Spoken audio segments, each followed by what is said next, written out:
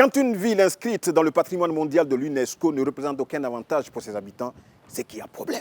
Pourtant, les autorités compétentes ont pris l'engagement depuis 2014 pour initier des travaux de réhabilitation de cette ville. Malheureusement, aucun acte concret n'a été posé. La preuve, regardez le décor derrière moi. C'est la preuve irréfutable qu'aucune action n'a été menée pour le bonheur de ces populations. Alors, question, que s'est-il passé? Et pour avoir les éléments de réponse, nous avons bien voulu nous rendre donc à Grand Bassam.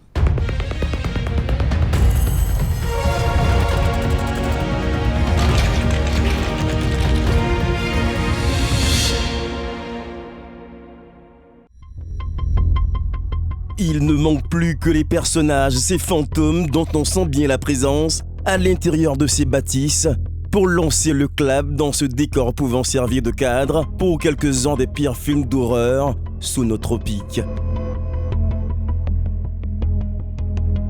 Ah oui, ces bâtiments d'une autre époque aujourd'hui flétris, usés et qui s'effritent sous le poids du temps et le manque d'entretien ne saute pas d'une création cinématographique, non.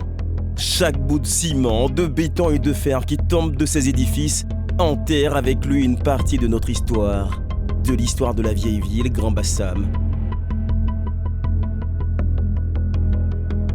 C'est impuissant que Peter Tayoro constate chaque jour la dégradation avancée de ces bâtiments, mémoire d'un siècle d'histoire et début de la Côte d'Ivoire moderne.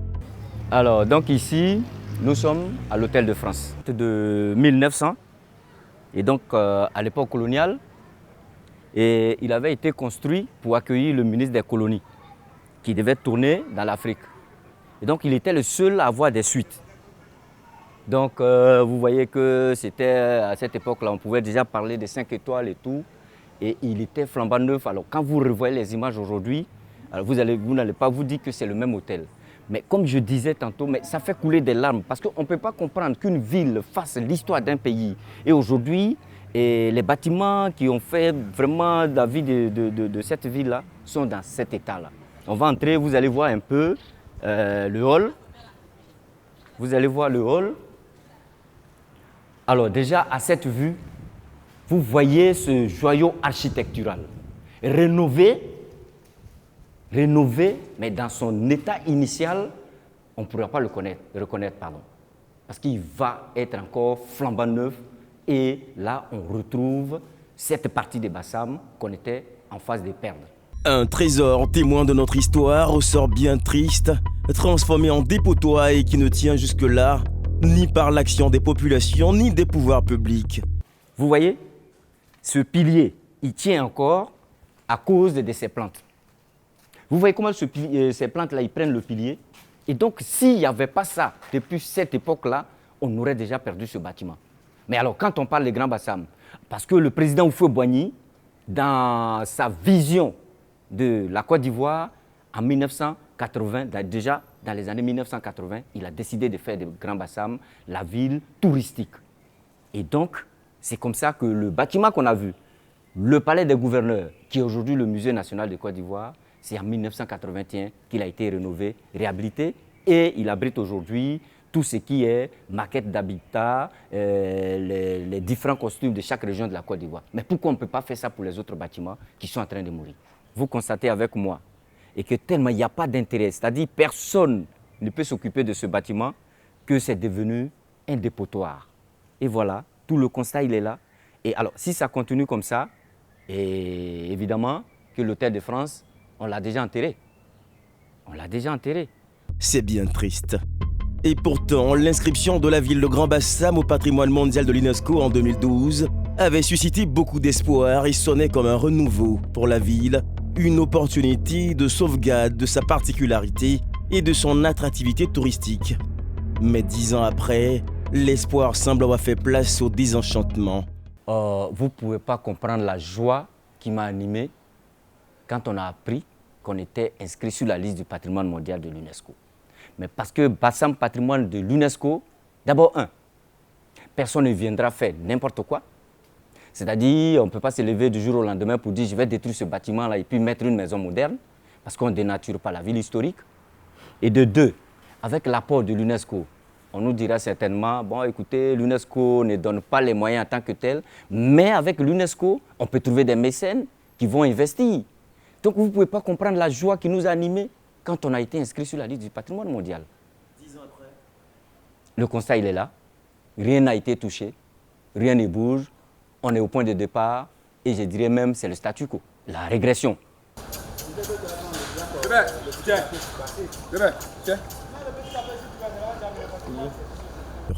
Ici, le premier palais de justice de la Côte d'Ivoire. Nous sommes dans la cour, la façade du palais de justice, à l'époque coloniale, je précise. Voilà, parce que vous savez que Bassam est une ville historique et toute la vie moderne de la Côte d'Ivoire est partie de Grand Bassam. Et donc, effectivement, il y avait des institutions. Il y avait donc le palais des gouverneurs qui faisait office de palais présidentiel. Là, on est devant le palais de justice, parce que là où il y a les êtres humains, il y a forcément des problèmes qu'il faut régler. D'où la construction de ce palais de justice. Peter n'ose pas entrer dans ce bâtiment qui n'a plus d'emblématique que de nom, car à tout moment, le pire peut arriver. Évidemment, il suffit d'un rien et puis boum, ça va s'écrouler, parce que quand on voit déjà ces piliers qui naguère faisaient ce bâtiment, mais qui sont dans cet état-là, mais là, on ne peut pas s'amuser à rester à côté, parce que sinon, on risque d'avoir quelque chose sur la tête.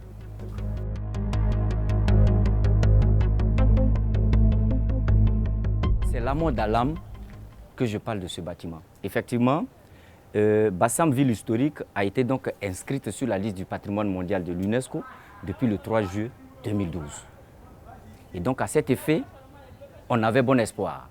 Il y a eu cette publicité pour la rénovation, la réhabilitation des bâtiments. Alors, je dois d'abord vous dire que tous les bâtiments qu'on voit à Grand Bassam n'ont pas la même catégorisation.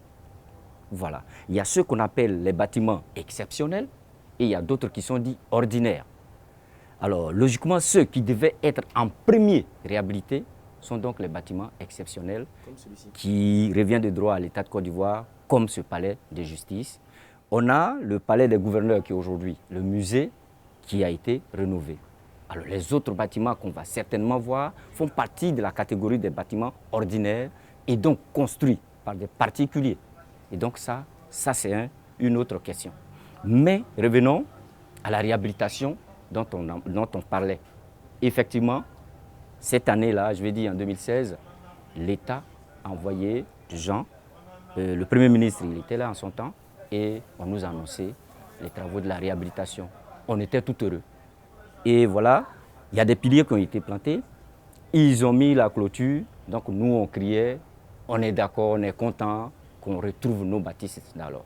Mais de cette date-là jusqu'à maintenant, bon, vous voyez, vous constatez avec moi que c'est les mêmes piliers qui sont là. En 2014, on avait annoncé à grands coups de communication la restauration de ces bâtiments historiques.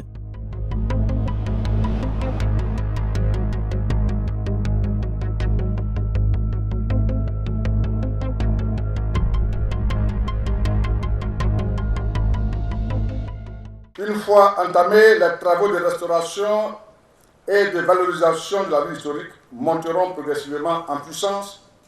Une fois restaurée, la ville historique de Grand Bassam sera une des destinations touristiques les plus célèbres à l'échelle internationale.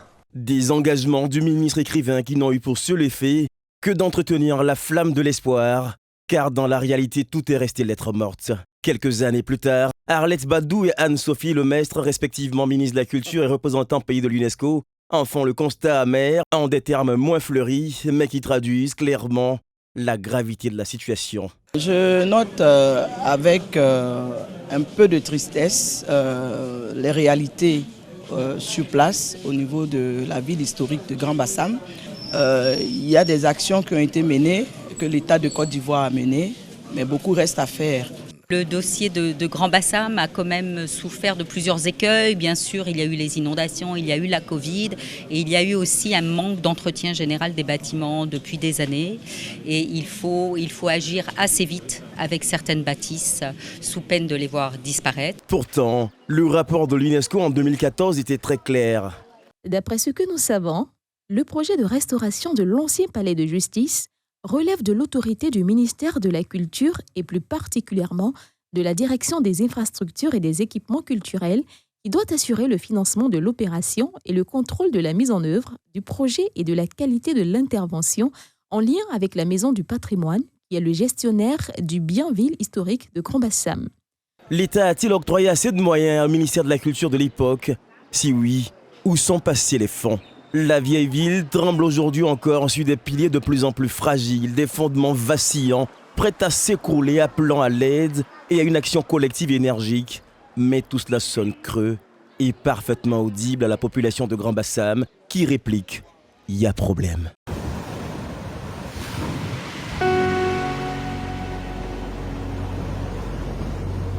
43 km à l'est d'Abidjan, un bout de paradis.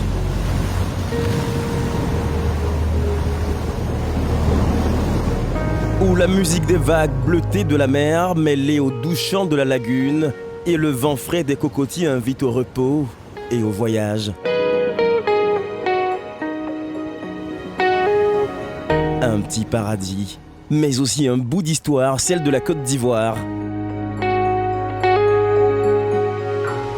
Car à côté de cette merveille naturelle, des bâtiments témoins d'un passé plus ou moins glorieux portent le charme et la beauté de ces choses anciennes qui séduisent encore plus avec le temps. Bienvenue dans la vieille ville de Grand Bassam.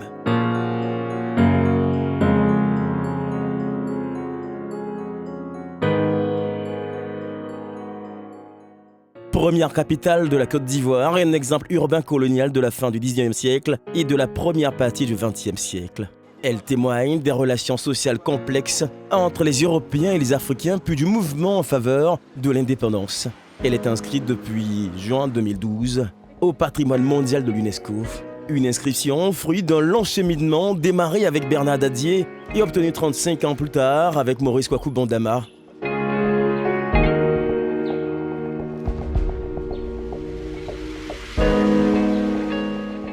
Mais 10 ans après, qu'est-ce que cette inscription a apporté véritablement à la ville? Qu'est-ce qui a changé? Les populations s'accoutument-elles des nouveaux principes édictés par l'UNESCO?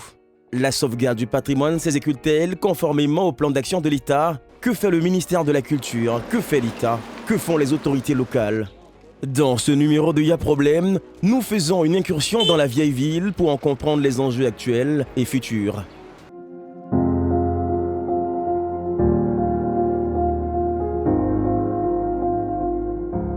Musée du costume de Grand Bassam, haut lieu de culture et de mémoire à l'image de la ville qui l'abrite. C'est dans l'un de ses bureaux que squatte, depuis quelques mois, la Maison du Patrimoine, un démembrement de l'OIPC, l'Office ivoirien du patrimoine culturel, l'organe chargé de protéger nos trésors nationaux. Ironie du sort, ce protecteur sans abri a vu ses locaux cédés à une grande banque de la place. Si cela n'enlève rien à la motivation de Jaco et son équipe qui exécutent leurs tâches avec sacerdoce, cela pourrait fragiliser leurs actions sur le terrain. Ce matin, c'est jour de réunion. J'ai été saisi par Madame le Préfet par rapport à la clôture du centre artisanal, plutôt le centre professionnel. Voilà, parce que c'est le centre artisanal par rapport aux travaux qui ont endommagé la clôture. Les travaux d'élagage? Non, ce n'est pas les travaux d'élagage. En fait, il y a des travaux de réhabilitation du centre. Voilà, mais malheureusement, j'ai été saisi du fait qu'il y a une clôture qui a été cassée. Donc tout à l'heure, nous irons sur le site pour voir un peu ce qu'il en est. Voilà, et puis faire le retour à Madame le Préfet. Voilà, parce que vous savez que sur le site, c'est interdit de détruire les clôtures, tous les travaux, avant d'être entrepris sur le site, doit pouvoir recevoir une autorisation, soit du secrétariat exécutif de la ville de Grand Bassam ou de la commission permis de construire. Voilà. Donc déjà, cette règle-là n'a pas été respectée. Au moment, nous sommes dans les phases de sensibilisation. Parce que quand nous prenons notre loi, disons les documents en fait, sur lesquels nous nous appuyons pour travailler, nous demandent de sensibiliser. Ce n'est pas un hasard si Bassam est inscrit au patrimoine mondial de l'UNESCO. Quand on parle de patrimoine de l'UNESCO, en fait, c'est des biens qui ont une valeur universelle exceptionnelle. Voilà. Qu'est-ce que ça veut dire? En fait, c'est des biens qui ont une particularité qui transcende non seulement la frontière nationale, mais qui, finalement, c'est des biens qui appartiennent au monde entier. Voilà, c'est un patrimoine, mais qui appartient au monde entier à cause de sa spécificité, à cause de sa valeur universelle exceptionnelle. Voilà. Donc, c'est tous ces biens-là que l'UNESCO a vus et qui a décidé de créer une liste, voilà, de créer un label. Et c'est ce label-là que l'UNESCO donne, hein, mais il faut pouvoir respecter certains critères. Donc le bien ou bien le site de la ville historique de Grand Bassam a satisfait à 2 critères, le critère 3 et le critère 4. Quand on arrive sur le site, la première valeur qui frappe, c'est la valeur architecturale. Vous voyez les bâtiments, voilà, c'est des bâtiments coloniaux, voilà, par exemple, qui datent de 1893. Par exemple, le musée que vous voyez, c'est un bâtiment qui date de 1893. C'est des bâtiments préfabriqués depuis la métropole. Voilà, ces bâtiments-là sont transportés par de gros navires et puis dès que ça vient, voilà, on monte les poutrelles et puis maintenant la maçonnerie est faite sur le site. Mais ce matin, il y a une situation plus urgente. On va aller rapidement pour voir un peu la situation de la clôture. Voilà. La réunion terminée, Cap est mis sur le terrain pour vérifier l'ampleur des dégâts.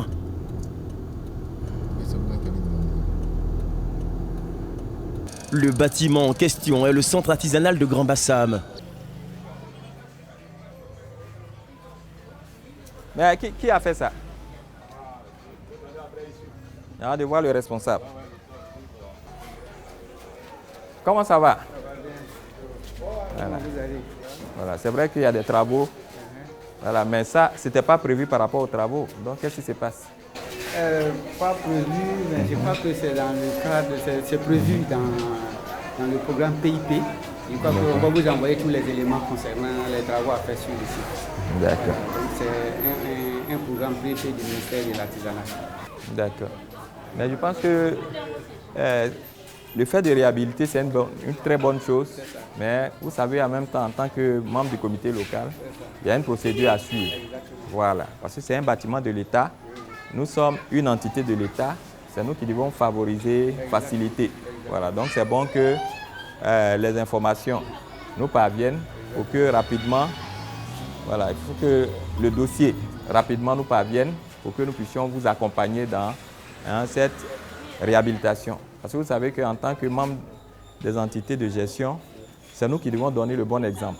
Si on ne donne pas le bon exemple, vous allez voir que demain, c'est les autres, voilà, qui vont faire des choses qui ne seront pas intéressantes. Donc vraiment, nous, c'est pour vous sensibiliser, pour que rapidement les dossiers viennent, pour qu'on puisse vous accompagner dans ce projet de réhabilitation.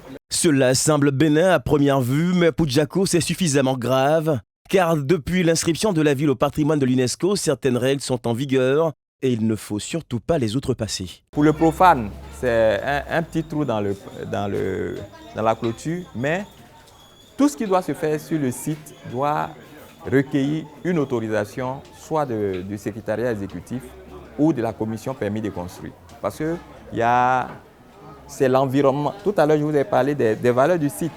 Donc, c'est ces valeurs-là qui doivent être préservées. L'environnement paysager. Alors, si on ne veille pas là-dessus, vous allez voir que la ville historique risque d'être défigurée. Donc, voilà pourquoi nous sommes très pointilleux en ce qui concerne tout ce qui doit se faire sur le site. Vous voyez par exemple la clôture qui est faite, il y a depuis le sol jusque la hauteur totale, c'est pas plus de 2 mètres. Voilà. Avant c'était 1,50 m, mais pour des questions de sécurité, nous autorisons jusqu'à 2 mètres. Voilà. Maintenant du sol jusqu'à 1,50 m, c'est en mur plein et puis maintenant le reste c'est en claustral. Dans un premier temps, comme je vous disais, nous passons à la phase de sensibilisation. Voilà, ça c'est le premier élément. Nous passons à la phase de sensibilisation. Maintenant, quand nous voyons que ce n'est pas respecté, nous allons un peu plus loin. Soit l'administration compétente vient détruire ou faire arrêter les travaux. Maintenant, si les personnes persistent, elles peuvent faire la prison. Il y a un exemple que je vous ai donné. Dans la zone commerciale, où il y a des propriétaires qui ont détruit le bâtiment sans une autorisation, mais ces personnes ont fait la prison. Mais est-ce que le message est toujours bien compris par la population? Est-elle suffisamment bien informée? A-t-elle les moyens de s'adapter? Soyez rassurés, nous allons tout faire pour vous accompagner, pour nous accompagner dans la réussite de ce projet. Pour ça, faites-nous confiance. Ok, en tout cas, merci beaucoup. En tout cas, nous sommes à votre disposition. Voilà, ne vous gênez pas de nous saisir pour que vraiment nous puissions réussir ensemble ce projet. Merci. Ok, en tout cas, merci et puis à bientôt. À bientôt. Voilà.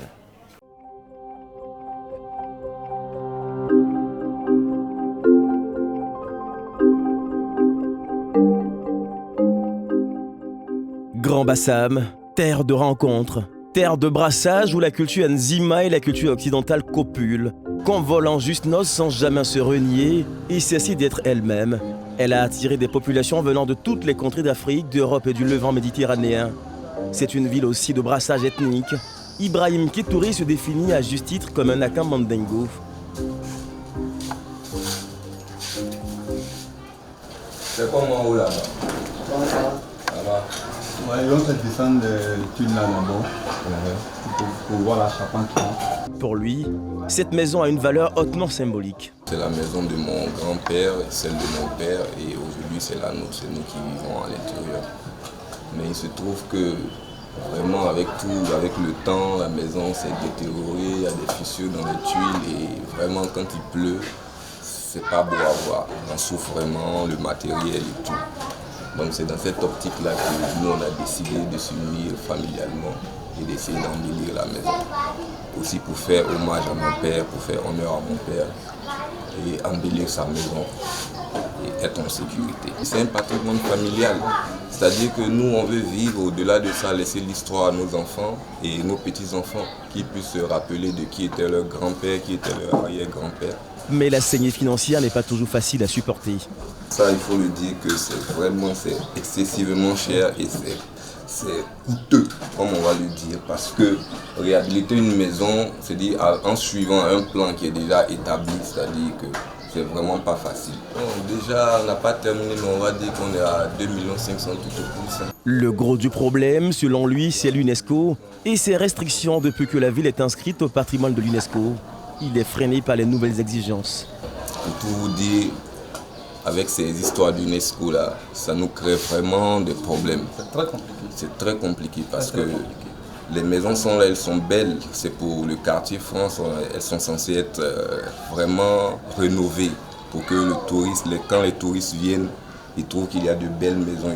L'UNESCO ne nous permet pas vraiment de nous mettre dans le confort. Voilà, faire de la manière que faire des nouveaux plans.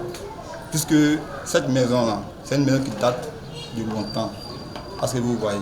Donc on ne peut pas refaire à notre goût. On est obligé de suivre le plan de l'UNESCO. Comme ça a été dit. Vous-même vous voyez qu'il y a beaucoup de maisons, c'est les anciens. C'est ancien temps, c'est les maisons coloniales.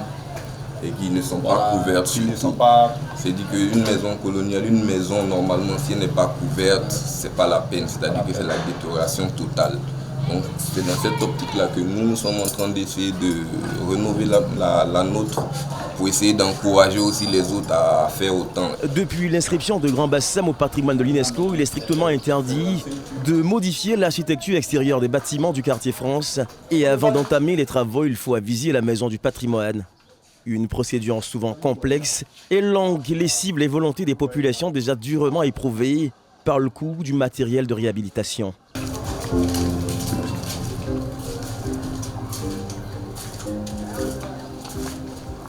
Pour comprendre l'ampleur du phénomène, Ibrahim nous fait une visite guidée de toutes ces maisons qui sont en attente d'être réhabilitées à Grand Bassam et qui, malheureusement, sont en train de tomber en ruine. C'est l'ex-Paris-Bar, l'ancien Paris-Bar, le grand hôtel. Tout le monde venait à l'époque coloniale et ça a fini par appartenir à mon grand-père. Aujourd'hui, c'est le plus grand bâtiment colonial dont nous disposons au quartier France. Voilà. Donc vous voyez l'État, regardez vous-même. Si l'État doit nous aider, moi je pense que c'est maintenant. Sans quoi ça ne sert à rien, ça reste comme ça et nous traversons le temps en voyant tout ça en décrépitude. C'est pas bien. En fait, quand je vois tous ces bâtiments, tout ce monopole de richesse en train d'être laissé comme ça me fait vraiment mal au cœur. Vraiment, parce que moi-même étant un jeune, traversant le temps et vieillissant, parce que c'est pas aujourd'hui, étant petit, je voyais ça déjà. Je me retrouve à cet âge-là et ça continue. Donc je me demande quand est-ce que le changement.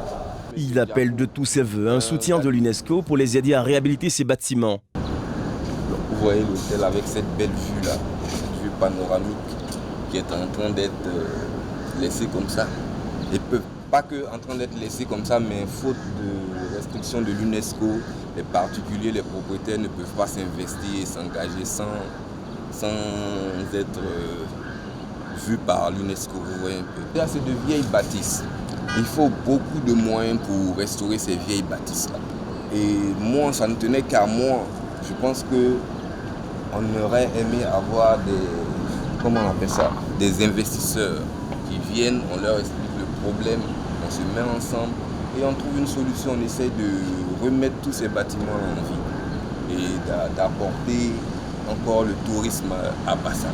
L'artisanat d'art constitue une des activités profondément attachées à l'identité de la ville, de la vieille ville. Ouedraogo, passionné de ce métier depuis quelques années, est responsable du centre artisanal de Grand Bassam. Ce matin, comme il est de coutume, il passe superviser et encadrer les activités de ses artistes. Bonjour tout le monde. Voilà. Qu'est-ce que tu fais?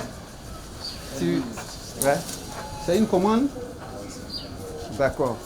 Beaucoup de courage, on compte sur vous. Nous travaillons dans le sens de maximiser vos commandes, de vous permettre d'avoir plus de commandes. Et nous disons à tous ceux qui sont intéressés dans le domaine, il fait la transformation du bronze, c'est le bronze qui est là, et il donne la forme du bronze. Et voilà, c'est la forme qui est moulée à l'intérieur que vous voyez là, de l'argile, voilà, vous voyez de l'argile. Ensuite, il va tremper, faire des moules.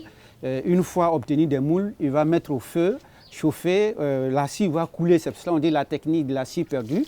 Après, on va faire fondre le bronze à près de 1000 degrés, renverser à l'intérieur, vous aurez la forme épousée qui reste à l'intérieur. Voilà pourquoi on appelle la technique de la scie perdue. Vous verrez un peu les travaux à l'intérieur. Voilà un élément déjà, qui est déjà voilà, une forme. Vous voyez, une forme comme ça. Dans cette forme-là, on va mettre la terre tout autour, l'argile tout autour, à obtenir des moules, à faire fondre et à obtenir une pièce spéciale. Oui, depuis que Bassam est patrimoine mondial de l'UNESCO, les choses n'ont pas évolué comme nous, en tant qu'opérateurs économiques, on attendait. Donc pour nous, c'est des éléments, vous prenez l'exemple, il y a des travaux qui sont faits, mais par rapport à la demande aux besoins, c'est minime. Bon. Ensuite, en termes de chiffre d'affaires, on n'a pas encore, c'est un peu difficile. Il faut dire c'est un peu difficile. Pour dire qu'on a éclaté, c'est un boom, je dirais non. Concrètement, non. Une situation aggravée par l'attentat de Grand Bassam qui a porté un gros coup au tourisme. Donc ce problème, c'est le problème des djihadistes qui combattent l'Afrique même tout entière, c'est ça qui est le seul problème. L'attentat qu'il y a eu à Bassam ici, c'est bien que l'image n'est pas encore finie dans le cœur des uns des autres. Les artisans étaient des hommes qui pouvaient même refuser le secteur du bureau. L'artisan n'avait jamais accepté d'aller travailler au bureau. Parce que le matin même, il est au coucher et puis on l'appelle pour lui donner de l'argent. Vous voyez? Mais de nos jours, il n'y a pas de tourisme. Le seul touriste qui vient, il visite tous les centres, tous les différents centres. Ici, dans l'ancien quartier, nous avons 4 grands sites touristiques comme centre artisanal. On a la maison de l'artisanat, on a la maison des artistes, on a le centre céramique, on a le musée des costumes. Oui. Et ces 4 grands sites sont visités par le peu de touristes qui arrivent. Peut-être que ce seul touriste, est-ce qu'il peut satisfaire tous les 4? Il ne peut pas satisfaire toutes les 4 boutiques. La salle d'exposition reste bien achalandée, faute de clients. Plusieurs autres menaces planent sur la ville de Grand Bassam, notamment l'érosion côtière, hypothéquant la survie du site, l'extraction clandestine de sable, mais surtout les conflits entre ayants droit des bâtiments familiaux. Mais l'omerta reste de mise, car pour tous, Grand Bassam reste un sujet sensible. Dans quelques jours, on célèbre le 10e anniversaire de l'inscription du quartier France au patrimoine mondial de l'UNESCO. On espère que ce moment sera l'occasion de jeter un regard rétrospectif sur tout ce qui a été fait et doit être fait, taire les grands discours pour enfin laisser place aux actes concrets, afin que Grand Bassam renaisse de ses cendres, et avec elle le tourisme et l'économie locale. Pour l'heure, la déception reste complète, et des travées des bâtiments coloniaux sonnent en écho. Il y a problème.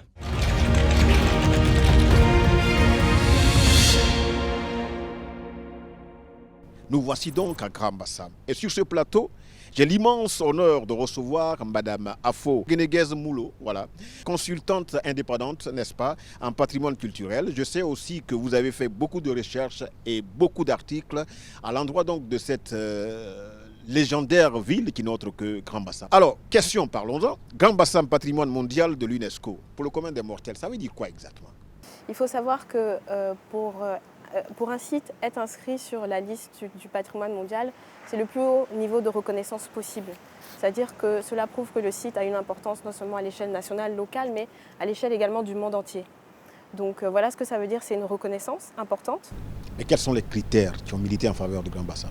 Il s'agit d'un site culturel et il a été inscrit selon les critères 3 et 4. Donc le critère 3 parle d'un témoignage unique sur une tradition culturelle qui est vivante ou qui a disparu. Donc dans ce cas précis, c'est l'organisation urbaine bien conservée qui montre que Grand Bassam avait une tradition liée à son rôle de capitale coloniale en Côte d'Ivoire. Ensuite, le critère 4 qui parle d'un type de construction ou d'un ensemble architectural qui illustre une période significative de l'histoire humaine. Et dans ce cas précis, c'est encore lié à son rôle de capitale coloniale avec son organisation urbaine qui était organisée en zones fonctionnelles. Il y avait la zone administrative, la zone résidentielle et la zone commerciale. Donc cette organisation est toujours la même aujourd'hui. Il y a aussi le style colonial de Grand Bassam qui est un style assez sobre, fonctionnel, avec des maisons à véranda qui permettent une circulation naturelle de l'air, une ventilation naturelle. Et puis bien sûr, il y a bien entendu dans la ville historique de Grand Bassam, le village Nzima qui fait aussi partie du bien et qui est aussi inscrit pour ses valeurs matérielles, donc le village en lui-même, et ses valeurs immatérielles, à savoir l'espace social de la royauté Nzima et la célébration de l'Abissa qui est le nouvel an Nzima, qui fait partie des valeurs du site de Grand Bassam. D'abord, le fait de savoir que votre ville est dans le patrimoine mondial de l'UNESCO, quel sentiment vous anime et puis qu'est-ce que cela vous a apporté en tant qu'habitant de cette commune de Grand Bassam? Monsieur Ibrahim Ketouré. Moi, je trouve que les maisons coloniales d'abord sont assez spacieuses, aérées et il fait bon vivre à l'intérieur. Et à Bassam, ça crée du tourisme. C'est-à-dire que les gens viennent voir les maisons et ça leur plaît et tout. Mais nous, qui habitons dans ces maisons, nous rencontrons certains problèmes. Et depuis que ça a été classé au patrimoine de l'UNESCO depuis 2012, nous, on aurait souhaité quand même avoir des apports de l'UNESCO pour arranger les maisons, des subventions. Mais il se trouve que quand nous-mêmes on décide d'arranger les maisons, on rencontre des problèmes avec les gens de l'UNESCO qui viennent nous dire bon, vous ne pouvez pas modifier la maison, vous êtes obligé de la garder telle qu'elle parce que c'est un patrimoine colonial de l'UNESCO et que les touristes vont venir visiter. Madame Moulo, alors maintenant que Grand Bassam, cette ville, a été inscrite donc dans le patrimoine mondial de l'UNESCO, est-ce qu'il est prévu des plans d'action pour accompagner cette ville? Alors ça, c'est aussi une très bonne question. Alors le bénéfice exact, c'est d'abord une attention internationale. Dès l'instant où un site est inscrit sur la liste du patrimoine mondial, il y a d'abord une attention médiatique. J'en veux pour preuve qu'en 2012, quand il a été inscrit, de nombreux articles de journaux, des journaux télé, des journaux classiques en ont parlé, donc ce qui a créé un intérêt, un engouement et même une réalisation de l'existence de ce site pour ceux qui ne le connaissaient pas et de son importance pour ceux qui le connaissaient, parce que c'est pas tout de savoir que Grand Bassam existe, mais il faut savoir pourquoi c'est important. Donc ce que l'inscription a apporté, c'est cette attention médiatique. Et cette attention médiatique, elle perdure, puisque aujourd'hui nous sommes réunis ici grâce à Live TV pour encore parler de Grand Bassam. Et cette attention médiatique, ce qu'elle apporte par la suite, c'est un intérêt, une attractivité touristique. Donc c'est-à-dire, on entend parler du site, on se dit ah tiens, ce site il a l'air intéressant, il a l'air important, et on a envie d'y aller. Donc ça attire des touristes nationaux, des touristes de la diaspora et des touristes internationaux. Et normalement, si le tourisme est géré comme il se doit, de manière durable, il y a normalement des retombées économiques, aussi bien pour les restaurateurs, les hôteliers, les opérateurs économiques que les populations locales. Alors Ibrahim, avant que les autres n'interviennent, vous venez d'écouter Madame Moulo. Est-ce que vous avez pris soin du contenu de son message? Et si vous avez une préoccupation à lui poser directement, faites-le. Voilà un plan de notre maison. Vous voyez, à la base, le plan de l'UNESCO, le voilà. C'est-à-dire que la maison, on a un duplex ici et on a un second duplex à l'époque coloniale. Donc maintenant, nous on habite cette maison et comme le personnel de la maison grandit, il y a des petites sœurs et tout, il y avait cette ancienne bâtisse-là qui était complètement détruite, qu'on a dû détruire pour refaire un niveau. Et là, on aimerait refaire le deuxième niveau comme c'était avant. Mais on rencontre des problèmes avec l'UNESCO qui nous dit que avant, ça aurait été possible avant 2012. Mais depuis 2012, on ne peut plus refaire ce niveau-là. Du coup, nous, ça nous dérange un peu parce qu'on aimerait vraiment embellir la maison et avec le temps qui passe, l'époque, essayer de rendre la maison belle par rapport à Bassam, par rapport au tourisme. C'est-à-dire, Ibrahim, votre préoccupation aujourd'hui, c'est qu'on vous permette, à défaut de vous donner les moyens, d'entretenir votre bâtisse. Mais non seulement on ne vous donne pas les moyens, mais on vous empêche aussi de l'embellir. Effectivement. Madame Moulou, eux, ils ont l'intention de pouvoir apporter donc une beauté à cette bâtisse. Comment ils peuvent bénéficier de leviers juridiques de la part de l'UNESCO qui leur permettent donc de pouvoir réaliser un tant soit peu leur rêve?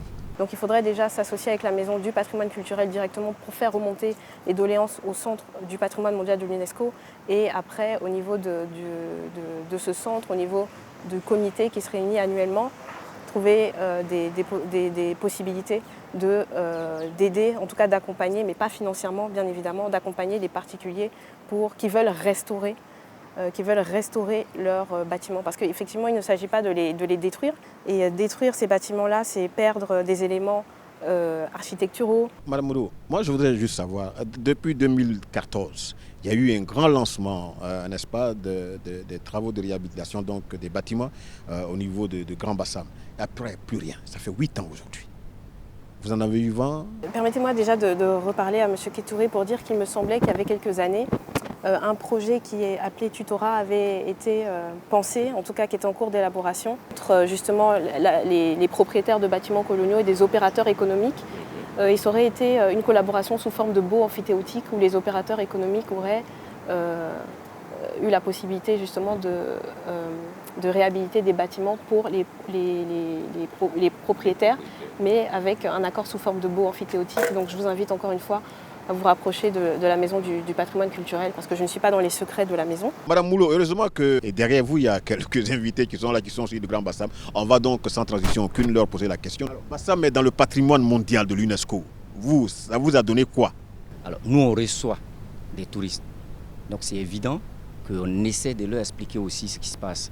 Et la première question qui vient à l'esprit des touristes, mais pourquoi vous êtes inscrit sur la liste du patrimoine mondial et on voit les bâtisses qui sont en ruine? Et principalement le palais de justice dont elle parlait tout à l'heure, depuis 2014. Excusez-moi, mais de façon fanfaronnade, avec des journalistes, plein de monde, ils sont venus à Bassam. On lance les travaux de la réhabilitation, de la rénovation des bâtisses.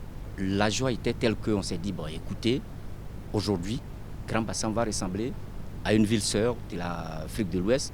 Et je vais parler de Gorée, où quand les gens ils viennent de là et ils voient Bassam, c'est le jour et la nuit. Les maisons, avant d'être un patrimoine mis dans le patrimoine de l'UNESCO, appartiennent aux gens. Mais si aujourd'hui, quand on prend des touristes pour faire la visite des sites touristiques, ils nous disent que quoi? Pour eux, ils nous disent que l'UNESCO a donné un fonds pour pouvoir réhabiter ces maisons. Mais jusque-là, on ne voit rien. Et ce que nous, on demande aujourd'hui, c'est de permettre à l'UNESCO de laisser les gens qui ont les fonds pour pouvoir réhabiter les maisons. Parce que si aujourd'hui l'UNESCO ne fait pas de gestes, les maisons vont s'écrouler. Si les maisons s'écroulent, on va perdre complètement l'histoire des sites touristiques et les gens ne pourront plus venir ici. Madame Moulou, vous venez là d'écouter quelques habitants de Grand Bassam. Dans leur ressenti, nulle part il n'a été question de l'État de Côte d'Ivoire. Ils ont parlé de la population de l'UNESCO. Alors, est-ce que vous allez trouver une plateforme de collaboration entre l'UNESCO et les populations pour répondre donc à ces différentes préoccupations qui ont été posées? Ici, il n'y a pas de soutien financier. Donnez-leur donc les leviers juridiques qui permettent qu'ils puissent, avec leurs propres moyens, réhabiliter leur bâtisse. Et ce que je voudrais dire, en fait, c'est que finalement, ce cri de cœur, il faut aussi le lancer à l'État de Côte d'Ivoire, puisqu'il est aussi de la responsabilité de l'État de prendre soin de ce patrimoine qu'elle a réussi à faire inscrire à l'UNESCO. Et donc je pense qu'il faut s'adresser aussi bien à l'organe de gestion qu'est la Maison du patrimoine culturel, qu'à la municipalité, qu'à l'État de Côte d'Ivoire, qui eux relayeront vos doléances au Centre du patrimoine mondial, qui est le secrétariat de la Convention et qui se charge de la gestion courante de la Convention et de toutes ces difficultés. En résumé, je pense qu'il est surtout de la responsabilité de la commune de Bassam et de l'État de répondre à l'inquiétude justifiée des habitants de la ville qui voient leur patrimoine, leur maison auquel ils sont attachés, se délabrer sans pouvoir agir comme ils le souhaiteraient. Elle a ouvert donc la porte, n'est-ce pas, pour vous donner l'opportunité de lancer un appel à l'endroit donc de la municipalité de Grand Bassam et de l'État de Côte d'Ivoire. Monsieur Ibrahim, au nom des populations de Côte d'Ivoire, de Grand Bassam, nous vous écoutons. Pour ma part, comme on le dit, la charité bien ordonnée commence par soi-même. Moi, j'ai décidé avec ma famille de réhabiliter mon bâtiment, ma maison. Et si ça peut déjà encourager les autres à faire autant, peut-être que l'État, en voyant tout ça, là, va voir que vraiment, c'est le cri de cœur de tout le monde. Les gens en ont marre et ils ont décidé eux-mêmes, de par leurs propres moyens, de réhabiliter leur maison. Moi, en tout cas, c'est ce que j'ai décidé de faire. Et on a commencé avec la toiture. C'est déjà assez cher, mais on va se concentrer pour terminer ça. Quel est l'appel à l'endroit de l'État et de la municipalité de Grand Bassam? Je pense qu'il faut d'abord que notre premier magistrat s'implique là-dedans. Et d'autant plus que Bassam, ville historique, Bassam, première capitale de la Côte d'Ivoire, et on a eu cette chance en 2012 d'être inscrit. Mais alors, il va falloir que l'État n'attende pas, selon moi, les moyens d'abord de l'UNESCO et commencer le travail afin qu'on ait une ville mais qui sera un peu comme le Eldorado de chez Monsieur Tout-le-Monde. Et quand le touriste y vient, il sait véritablement qu'il se trouve à Grand Bassam dans une ville historique. Madame Moulot, votre message de fin. Merci de nous avoir donné la parole, mais je voudrais quand même signaler à Monsieur Kétouré qu'il faut quand même faire attention à ne pas dénaturer les bâtiments afin que le Grand Bassam, la ville historique, ne perd pas non plus son label. Donc je pense qu'on ne peut pas, quand on est propriétaire d'un bâtiment sur un site du patrimoine mondial, on ne peut pas faire des rénovations comme ça, à la hâte, ou des rénovations comme ça sans s'attacher les services de quelqu'un qui est spécialisé sur ces bâtiments et qui peut vous accompagner afin de ne pas faire perdre à Grand Bassam les valeurs pour lesquelles la ville est inscrite sur la liste du patrimoine mondial de l'UNESCO. Mesdames et messieurs, nous avons fait le tour de la question concernant donc l'inscription de Grand Bassam dans le patrimoine mondial de l'UNESCO. Qu'est-ce que cette inscription apporte aux populations? Vous avez écouté les uns et les autres et vous avez écouté aussi Madame Moulot, n'est-ce pas, qui a répondu comme elle le pouvait selon les informations qu'elle détenait. J'espère que vous nous avez suivis avec un intérêt. Nous voulons que le débat puisse continuer chez vous pour que dimanche prochain, quelqu'un puisse me dire qu'au niveau de Grand Bassam, il y a eu des débuts de solutions. Donc je serai chez vous dimanche prochain pour un autre problème. À bientôt.